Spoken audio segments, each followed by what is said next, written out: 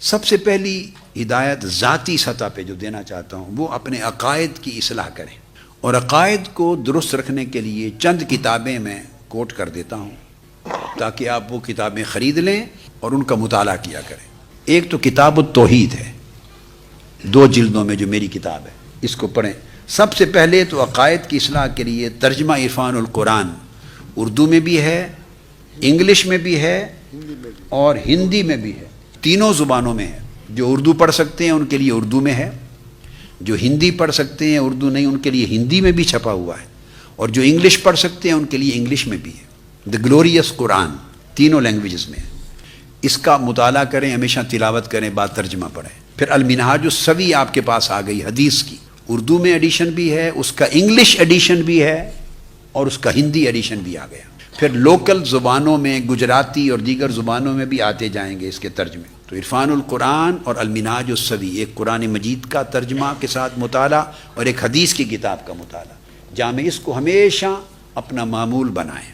اور یہ جو کتاب ہے جو میں نے میری کتاب المنہاج السوی حدیث میں، اس کا الحمدللہ عرب دنیا کے بعض بڑے بڑے مراکز اور جامعات میں بھی اس کا درس ہوتا ہے، خاص طور پر دمشق، ڈماسکس، سیریا میں، شام میں، جامع مسجد اموی میں فجر کی نماز کے بعد شیخ محمد اسد الساغرجی جو مفتی اعظم ہیں حنفیہ کے، احناف کے، وہ فجر کے بعد اس کا درس دمشق میں درس دیتے ہیں شام۔ اس طرح اور ملکوں میں بھی درس دیتے ہیں علماء۔ تو ان 2 کو پڑھیں۔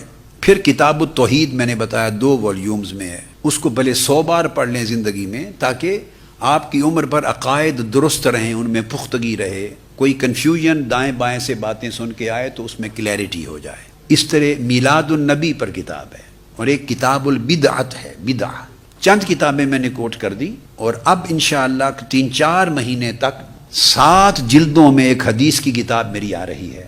حضور علیہ الصلوۃ والسلام کی شان اقدس پر 8 سے 10 ہزار احادیث کا ذخیرہ، ائمہ محدثین کی تعلیقات اور تشریحات کے ساتھ 7-8 جلدوں میں صرف حضور علیہ السلام کی شان میں عربی میں کتاب آ رہی ہے۔ اس طرح کی جامع کتاب حدیث میں ہماری 1300 سال کی تاریخ میں فقط حضور علیہ السلام کی شان اقدس پر، حدیث میں ہماری 1200-1300 سال کی تاریخ میں پہلی کتاب ہے جو آپ نے منظر عام پہ 12 صدیوں کی بات کر رہا ہوں، اور عقیدہ کا ہر پہلو شامل کر کے، عقیدے کا ہر پہلو شامل کر کے حضور علیہ السلام کی شان پاک پر تقریباً کم و بیش 10,000 احادیث کا ذخیرہ صرف آقا علیہ الصلوۃ والسلام کی شان پر، اور پھر ائمہ کی تشریحات اور تعلیقات سمیت، میں پھر دوہرا رہا ہوں، 1200 سال کی اسلامی تاریخ میں یہ پہلی کتاب ہے جو منظر عام پہ۔